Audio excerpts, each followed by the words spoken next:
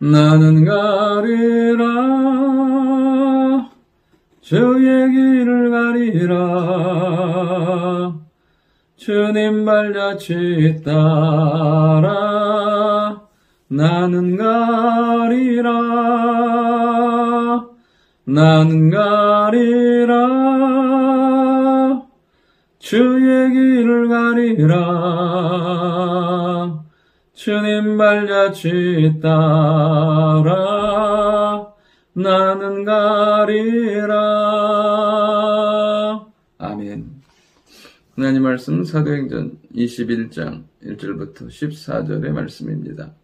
사도 바울의 삶을 보면 아는 것, 믿는 것, 행하는 것이 일치하는 것을 보게 됩니다. 우리의 신앙에 있어서 가장 중요해야 될 것은 말씀으로 알게 하신 것을 믿고 그 믿음으로 주신 것들을 행하는 삶이 복된 삶, 은혜의 삶인 줄 믿습니다.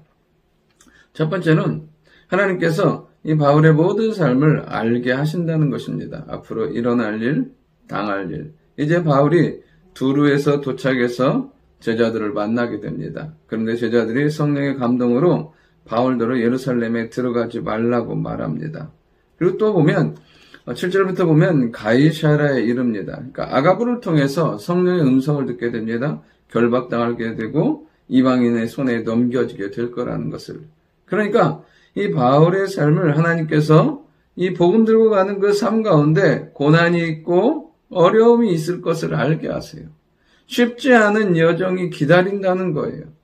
이 모든 것들을 그냥 사람들이 말하는 것이 아니라 성령께서 알게 하시고 깨닫게 하신다는 거예요. 그런데 중요한 건 무엇이냐면 바울은 그 길을 중단하지 아니하고 계속해서 가고 결국은 예루살렘에서 로마까지 가는 것을 보게 됩니다. 왜냐하면 우리의 인생과 삶의 목적은 고난과 그렇잖아요. 어려움의 회피가 목적이 아니라는 거예요. 우리의 인생의 목적은 무엇을 위해서 이 대가를 지불하느냐 하는 거예요. 고난이 있고 어려움이 있어요. 결박을 당해요. 근데 무엇을 위해서 이 일들을 그리고 이 대가를 지불하는 삶을 사느냐 하는 것이죠.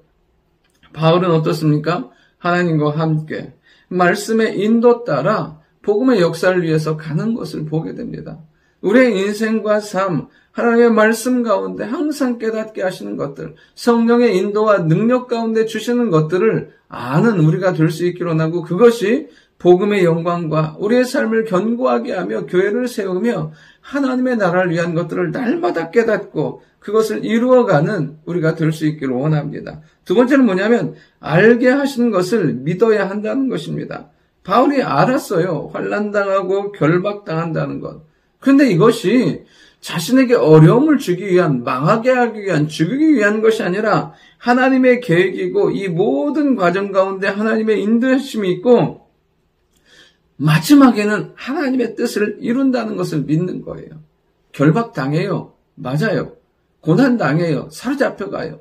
그렇잖아요. 이방인의 손에 넘겨져요. 로마까지 가요. 근데 그것을 통해서 이루어지는 것은 하나님의 복음의 역사가 일어나고 로마에도 복음이 증거되는 것을 보게 됩니다. 그러니까 이 모든 것이 과정이었던 거죠. 인간의 눈에 보기에는 어려움과 고난이었지만 그 과정을 통해서 하나님의 뜻을 이루어가는 거예요. 그러니까 우리에게 그 알게 하시는 것에서 그치는 것이 아니라 그것이 내 삶 가운데 믿음으로 작동하는 거죠. 비록 고난이고 어려움이었는데 그 일을 통해서 하나님의 뜻이 이루어져 가는 것이죠.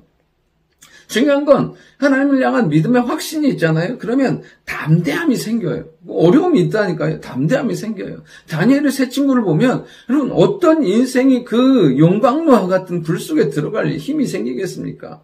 그런데 하나님이 함께 하시는 믿음이 있으니까 담대함이 생기는 거예요. 그리고 그 길을 확신을 가지고 끝까지 달려가게 되는 거죠. 각자에게 허락된 그 사명을 가지고 마지막까지 완주하는 삶을 살게 되는 것을 보게 됩니다. 여러분 우리가 분명히 알아야 할 것은 각자마다 부르심과 사명과 그 목적은 달라요. 어떤 사람은 야고보와 같이 복음이 시작되자마자 죽는 삶이 있고 아니면 사도 요한처럼 마지막까지 모든 환상과 계시까지 그들에게 알리면서 하나님의 사명을 감당하는 삶이 있어요.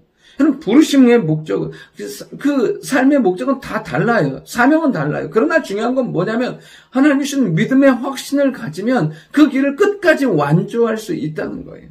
그럼 각자마다 부르심은 다르지만 하나님을 향한 믿음이 있으면 그 말씀을 붙들고 완주하는 삶이 된다는 것입니다. 오늘도 우리에게 깨닫게 하신 것들이 믿음과 연결되고 믿음을 통하여 역사하는 우리의 삶이 될 수 있기를 원합니다. 마지막 세 번째는 믿는 것을 행할 때 역사가 일어난다는 것입니다. 그러면 사람들이 만류하고 붙들고 울어요.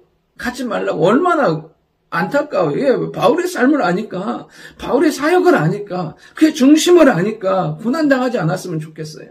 그래서 사람들이 만류하고 울며 붙들어요. 여러분, 그 심정의 괴로움 다 알잖아요. 근데 바울이 뭐라고 말하냐면, 여러분이 어찌하여 울어 내 마음을 상하게 하느냐. 그러니까 하나님의 복음의 영광의 일을 위해서 가는데, 그러니까 바울의 삶도 쉽지 않은 거예요. 그들의 눈물을 보고 그들의 슬픔을 보니까 그의 마음에도 어려움이 있는 거예요. 그러니까 바울의 마음도 상하는 거예요. 그런데 그 상하는 것보다 더 중요한 건 뭐냐면 나는 주 예수의 이름을 위하여 결박당할 뿐 아니라 예루살렘에서 죽을 것도 각오하였노라. 바울의 고백인 거예요.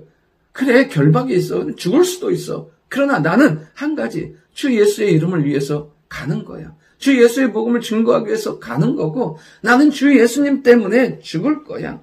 바울의 삶은 그렇게 고백하며 그 믿음의 길을 달려가는 것을 보게 됩니다. 결국 바울이 가는 길이 세계 복음화의 시작이 되고 하나님의 복음의 역사를 이루는 놀라운 길이 되는 것을 보게 됩니다. 오늘도 우리의 인생 가운데 하나님께서 알게 하시는 것을 믿고 그 믿음으로 행할 때 하나님의 아름다운 역사들이 우리 가운데 나타나게 될 줄 믿습니다. 좋으신 아버지 하나님, 말씀을 통해서 깨달은 것들을 알게 하시고 그 아는 것을 믿게 하시고 그 믿음으로 행하며 나아가는 저희들 되게 도와주옵소서. 그 과정 가운데 흔들리지 않게 하시고 하나님이 일하심을 기대하며 살아가게 하시고 마지막 순간 하나님의 은혜였다고 주의 영광이었다고 고백하며 살아가는 저희들 되게 도와주옵소서. 예수님의 이름으로 기도드립니다. 아멘.